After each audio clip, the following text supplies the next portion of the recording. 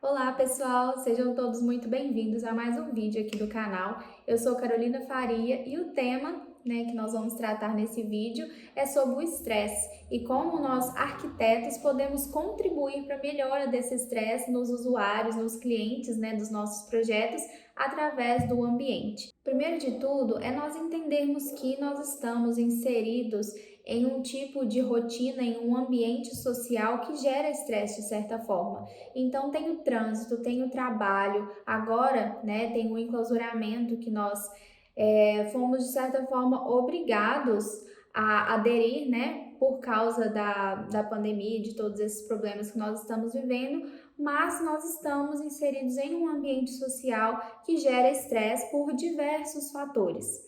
Então, primeiro de tudo, antes da gente começar a falar sobre os ambientes e como nós arquitetos podemos auxiliar as pessoas na diminuição desse estresse, dessa rotina estressante através dos ambientes, vamos entender um pouco o que é o estresse, porque nós temos uma imagem, assim, uma pré-definição de o que é estresse na nossa cabeça, e essa definição, ela por si só é incompleta, porque nós temos duas vertentes que nós podemos considerar sobre o estresse. Então, será que ele é sempre uma coisa ruim? Então, vamos falar um pouquinho disso. Na verdade, o estresse é uma reação natural do nosso corpo, do nosso organismo, que nos coloca em um estado de luta ou fuga. Isso significa que o nosso organismo identifica uma possível ameaça e o nosso corpo reage àquilo para que ele consiga ou fugir, com mais velocidade, ou lutar contra aquela potencial ameaça que está à frente dele. Esse tipo de estresse, esse estresse momentâneo, ele é conhecido, chamado pela neurociência de estresse agudo. Então, ele acontece repentinamente, o nosso organismo reage àquilo, mas logo ele já é amenizado. Mas quando nós falamos, então, da nossa rotina estressante, do dia a dia, do cotidiano, nós estamos falando de um outro tipo de estresse, que é um estresse um pouquinho mais perigoso, podemos dizer assim, que eles chamam em neurociência de estresse crônico. E é sobre esse estresse crônico que nós vamos falar. É sobre esse estresse que os ambientes podem ter resultados benéficos, porque o estresse agudo, a gente não precisa amenizar ele. Ele acontece em situações pontuais e necessárias. Então, se tem um cachorro correndo atrás de mim, eu vou reagir àquilo, eu vou conseguir correr com mais velocidade por causa do estado em que o meu corpo se coloca por causa do estresse. Então, o estresse crônico, ele não é interessante para nós como é o agudo. O estresse crônico, ele traz prejuízos para a nossa saúde como um todo, para o nosso bem-estar e, por causa do estresse, muitos outros prejuízos à nossa saúde também podem vir, como consequência daquele estado crônico de estresse inicial ali que parecia que não ia gerar um problema maior. Mas no longo prazo, especialmente os ambientes onde nós ficamos por um longo período de tempo, temos ambientes de longa permanência como a nossa casa, como o nosso trabalho, enfim, esses ambientes podem, tanto se eles não tiverem bem projetados, do ponto de vista da neuroarquitetura, de ser um ambiente ideal para o usuário, ele pode aumentar os níveis de estresse consideravelmente e isso trazer muitos prejuízos para a pessoa ao longo prazo, porque ela está naquele ambiente durante muito tempo do dia dela. Então, só para pontuarmos a diferença, o estresse agudo, ele é algo mais pontual, mas muito intenso. Já o estresse crônico, ele acontece mais lentamente,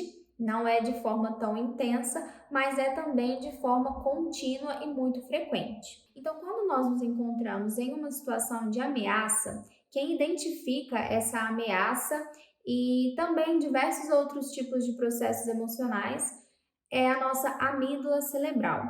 A amígdala cerebral, ela manda essa informação de ameaça para o hipotálamo. O hipotálamo vai funcionar como um centro de controle do nosso organismo, do nosso corpo, e ele vai influenciar várias funções fisiológicas nossas. Então, o hipotálamo vai mandar sinais para o resto do corpo através do sistema nervoso autônomo e todo o nosso corpo vai reagir a esses sinais. E essas reações que são geradas, elas estão em conjunto com o sistema endócrino. O sistema endócrino é o sistema responsável pela liberação de diversos hormônios do nosso organismo. No caso do estresse agudo, os hormônios predominantes a serem liberados quando nós nos encontramos nessa situação de ameaça são adrenalina e cortisol.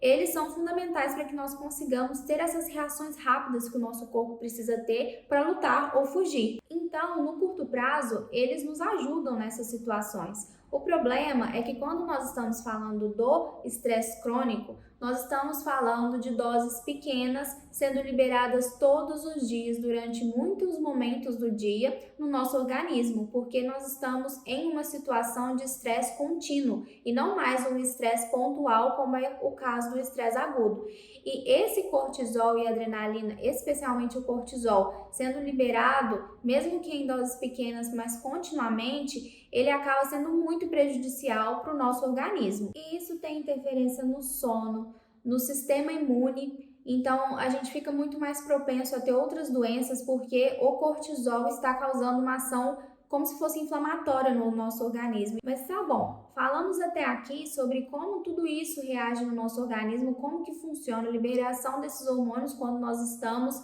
em situação de estresse, mas o que é que tem a ver a arquitetura e a neuroarquitetura com isso? E é isso que nós vamos começar a pontuar aqui agora. O primeiro de tudo é nós entendermos que a constituição física dos espaços, como eles são organizados, quais as cores que foram utilizadas naquele projeto, naquele ambiente, tudo aquilo que é constituição física do espaço vai influenciar os níveis de estresse das pessoas e dos usuários, especialmente se forem ambientes de longa permanência. Então vamos pontuar aqui alguns itens e algumas questões sobre projetos, sobre ambientes que precisam ser solucionadas se nós quisermos que sejam ambientes mais saudáveis. Então, o primeiro deles é o controle de ruídos. Quando nós nos encontramos em ambientes com alto índice de ruídos, muita poluição sonora mesmo, e nós ficamos expostos a isso de forma contínua, essa realidade com certeza eleva os níveis de estresse. Então, já é comprovado que a exposição a ruídos acima de determinados níveis são muito prejudiciais para a nossa saúde. Mas, em contrapartida, nós sabemos que muitos ambientes, como fábricas, indústrias, têm essa quantidade de ruídos, de poluição sonora e não tem como solucionar isso ali no ambiente da produção, por exemplo. Mas uma saída legal para nós pensarmos é que se em uma fábrica eu tenho aqueles espaços que não tem jeito mesmo de eu conseguir me livrar dos ruídos, eu preciso criar então alguns ambientes que sejam de refúgio. Então, ambientes que trazem ali uma linguagem mais natural, que as pessoas conseguem se expor de alguma forma a elementos da natureza, a um ambiente mais tranquilo, tanto do ponto de vista daquilo que a pessoa vê, quanto daquilo que ela ouve. Então, realmente um refúgio onde os funcionários possam, em algum momento do dia, ter um contato ali com um ambiente mais relaxante. E isso é para uma manutenção do nosso organismo enquanto ao nível de estresse. Ele vai ter uma queda ali e vai ter a liberação de hormônios mais positivos para contrabalancearem com aqueles hormônios que tinham sido liberados por causa da exposição aos ruídos. A iluminação é outro ponto bem importante. Não é novidade nenhuma para nós entendermos que a iluminação influencia muito a qualidade de vida e a qualidade do espaço em si. Então, tudo parte do ponto de o objetivo que o projeto imprime em si. Então, se eu tenho um ambiente que o foco, a atenção, a concentração precisam estar em primeiro lugar, eu vou ter que ter ali um ambiente muito iluminado, com uma iluminação possivelmente branca, para poder deixar as pessoas realmente no estado de alerta. Então, esse estado de alerta, ele no longo prazo, a exposição a ele pode pode elevar os níveis de estresse. Então, da mesma forma que nós às vezes precisamos usar esse tipo de iluminação, até porque nós não podemos, em determinados ambientes, como por exemplo numa sala de cirurgia, permitir que as pessoas fiquem relaxadas com a iluminação mais amarelada. Como nós não podemos, é legal que em outros ambientes nós possamos ter essa iluminação para dar o equilíbrio que nós precisamos no nosso organismo. E também, em alguns ambientes, nós podemos trabalhar os cenários. A iluminação, ela nos propõe, nos permite criar cenários diferentes. Então, com o uso de determinadas luminárias e determinados tipos de luz em posições diferentes dentro do ambiente, nós conseguimos criar os cenários diferentes quando nós acendemos uma ou outra iluminação.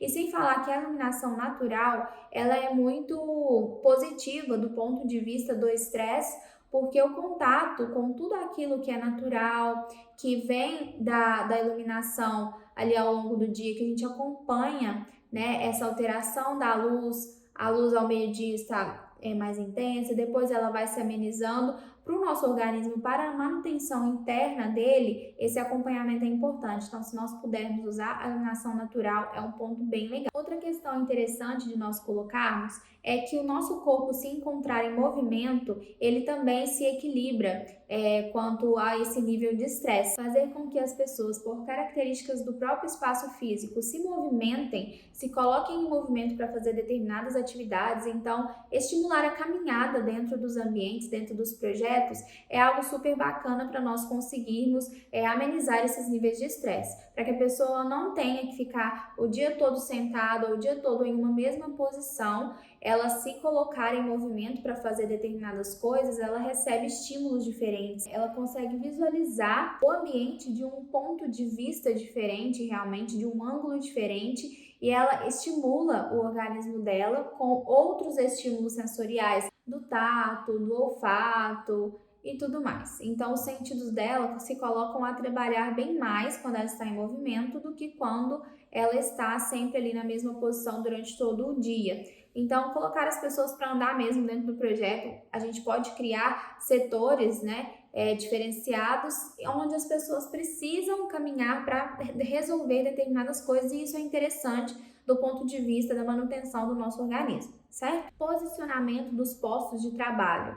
Posicionar os postos de trabalho, as mesas de trabalho, que as pessoas ficam de costas para passagens, para a entrada do ambiente, não é legal. Então, sempre colocar os postos de trabalho, sempre que possível, em um ângulo onde as pessoas conseguem visualizar o fluxo de pessoas, quem está entrando, quem está saindo, quem está chegando, quais as novidades que estão acontecendo em relação ao fluxo de pessoas, quantas pessoas entraram, quantas pessoas tem aqui dentro, para que ela não se sinta isolada, para que ela possa ter esse acompanhamento da rotina realmente de fluxo ali do ambiente. Então, ela ficar isenta desse contato, ficar de costas, não é saudável, e isso eleva comprovadamente os níveis de estresse. Outro ponto bem importante é nós termos a diversidade de tipos de ambientes dentro de um mesmo projeto. Então, se nós estamos falando de uma casa ou se nós estamos falando de um ambiente comercial corporativo, é sempre interessante que nós tenhamos ambientes para diferentes demandas e necessidades das pessoas que estão ali. Então, ambientes mais privativos, ambientes de maior integração social, ambientes de maior silêncio, ambientes com uma liberdade ali de comunicação mais fluida. Isso faz com que as pessoas tenham aonde recorrer de acordo com o estado emocional, mental em que elas se encontram. E quando nossos projetos eles abrangem um grande número de usuários, nem sempre nós conseguimos, com um direcionamento apenas, atender a todas aquelas demandas. Então, essa diversidade dos usos dos ambientes é uma dica, assim, fundamental para quando nós formos projetar, principalmente para quando é para mais pessoas. E é claro que cada projeto tem um objetivo, então a gente sempre parte do ponto assim: nesse projeto, eu posso fazer com que as pessoas se sintam mais relaxadas, mais comunicativas, mais descontraídas, ou eu preciso que elas estejam em foco, em um trabalho ali contínuo, concentrado?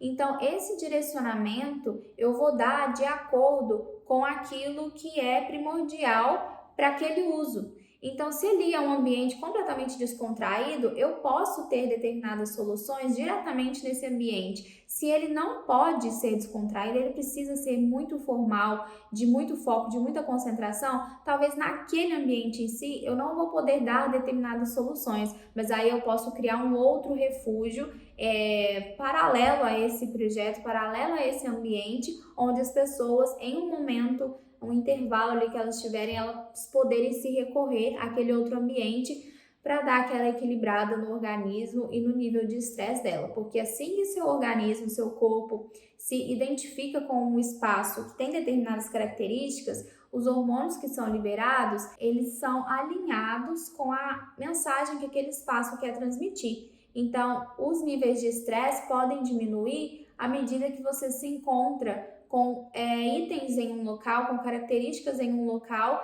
que te trazem relaxamento. Então, outros hormônios são liberados ali que dão uma amenizada naqueles hormônios ruins que haviam sido liberados antes. E aí, para finalizar, uma questão que sempre ajuda muito é nós trabalharmos a biofilia dentro dos ambientes. Então, esses ambientes de refúgio, como eu disse, quando a gente trabalha com trazer a natureza para dentro dos ambientes, seja através de planos de vidro, onde eu tenho vista para paisagem, seja através de plantas, através de texturas que nos lembram, que nos remetem a materiais naturais, madeira, palha, presença de água corrente, né? Aquele som da água correndo, ele é muito positivo para equilibrar o nosso organismo dos pontos de vista do estresse. Então, trazer a biofilia, né, trazer a natureza para dentro dos ambientes é um ponto chave aí para nós conseguirmos amenizar o estresse das pessoas com o espaço físico. Tá bom? Então o vídeo fica por aqui, espero que vocês tenham gostado. Se você está me assistindo pelo YouTube, deixa seu joinha, se inscreve no canal, porque eu vou trazer muito mais conteúdo sobre isso, para a gente conseguir identificar na hora de projetar questões que talvez a gente não parava para pensar antes. Então é mesmo para te ajudar a projetar através da neuroarquitetura os conteúdos daqui e os conteúdos também do meu Instagram. Se você está me vendo pelo YouTube, o meu Instagram é @carolinafaria.s. Me segue lá também, porque também lá eu tenho conteúdos diários, tá bom? Então, um beijo e até o próximo vídeo.